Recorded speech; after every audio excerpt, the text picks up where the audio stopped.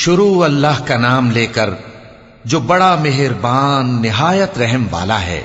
ایک طلب کرنے والے نے عذاب طلب کیا جو نازل ہو کر رہے گا، یعنی کافروں پر، اور کوئی اس کو ٹال نہ سکے گا۔ جو بلندیوں والے اللہ کی طرف سے نازل ہوگا، جس کی طرف روح القدس اور دوسرے فرشتے چڑھتے ہیں، اس روز نازل ہوگا جس کا طول 50,000 برس ہوگا۔ تو تم کافروں کی باتوں کو حوصلے کے ساتھ برداشت کرتے رہو۔ لوگ اس دن کو دور سمجھتے ہیں، جبکہ ہماری نظر میں وہ قریب ہے۔ جس دن آسمان ایسا ہو جائے گا جیسے پگھلا ہوا تانبا، اور پہاڑ ایسے جیسے رنگین اون، اور کوئی دوست کسی دوست کو نہ پوچھے گا، حالانکہ ایک دوسرے کو سامنے دیکھ رہے ہوں گے۔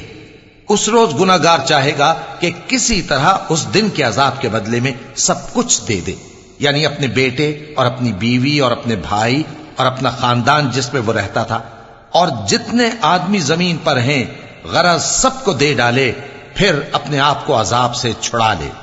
لیکن ایسا ہرگز نہیں ہوگا۔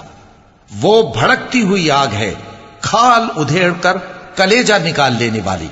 وہ ان لوگوں کو اپنی طرف بلائے گی جنہوں نے دین حق سے اعراض کیا اور منہ پھیر لیا، اور مال جمع کیا، پھر سینت سینت کر رکھا۔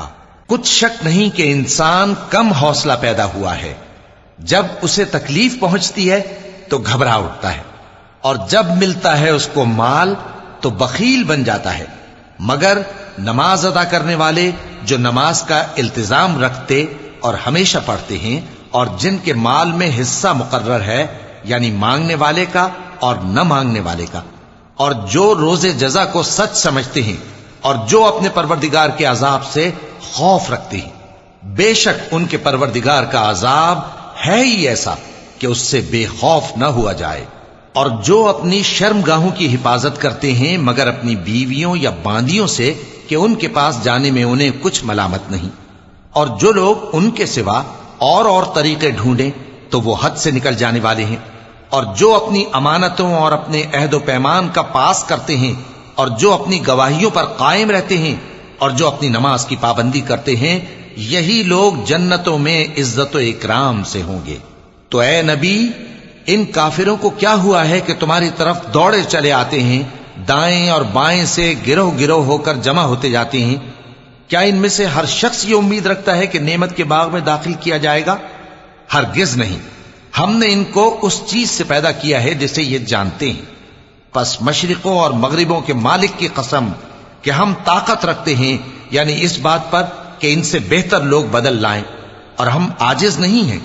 تو اے پیغمبر، ان کو باطل میں پڑے رہنے اور کھیل لینے دو، یہاں تک کہ جس دن کا ان سے وعدہ کیا جاتا ہے وہ ان کے سامنے آ موجود ہو۔ اس دن یہ قبروں سے نکل کر اس طرح دوڑیں گے جیسے کسی مقابلے کے نشان کی طرف دوڑے جا رہی ہوں۔ ان کی آنکھیں جھک رہی ہوں گی اور ذلت ان پر چھا رہی ہوگی۔ یہی وہ دن ہے جس کا ان سے وعدہ کیا جاتا تھا۔